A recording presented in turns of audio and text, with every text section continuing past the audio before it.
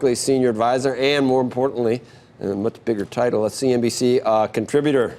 Yes. Jared, it's good to see you. So you weren't one of the foolish or incompetent You're looking at him. Yeah, are you? You're both. No, he's not talking about your negotiations with trade in the past. But have we been taking advantage of it at some point in the past, you think? So I remember very clearly with President Clinton standing on my side after I negotiated the Korean auto agreement, the first one.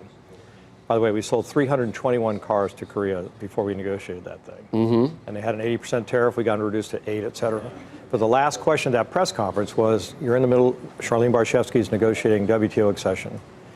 And I remember distinctly saying, we sell them $12 billion in goods. They sell us over 70. This cannot continue. And I think the Secretary's right in the sense that it has continued. But remember, China's now using the WTO. We're circumventing the WTO with Section 301, Section 232. We're not the first to do this. We use Section 232 against Japan, in the case of steel, against Japan in 1998. There are precedents, but here's the point. We only had an $8 trillion economy then. We now have a much larger economy, 3 times as large almost. And the proportionate numbers, selling them 12, they're selling us 70, has continued. The spread has continued. So something has to be done to reduce that spread. What is worrisome is the way this is articulated. Obviously, we didn't have social media back then in 1998.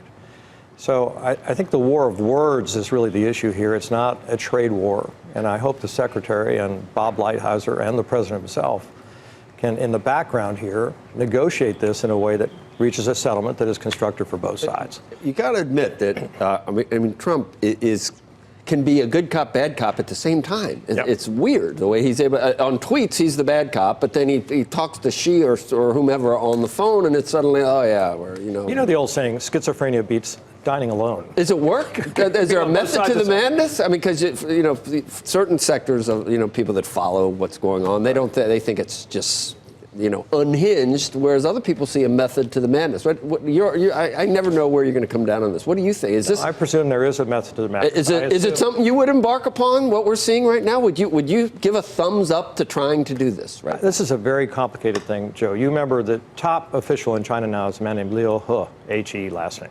He just came to the United States. He offered some things. We rejected them. The Trump administration went back, sent a letter, which has still not been responded to. He's the one who is trying to lead reform in China and bring them into a more market-based, fully market-based economy. I would be asking myself, is this helping him or is it hurting him? There's a lot of opposition amongst the old communist officials to oppose any modernization to take on the United States. Okay. So there's a lot of complications here. I assume things are being done behind the scenes. Hey there, thanks for checking out CNBC on YouTube. Be sure to subscribe to stay up to date on all of the day's biggest stories. You can also click on any of the videos around me to watch the latest from CNBC. Thanks for watching.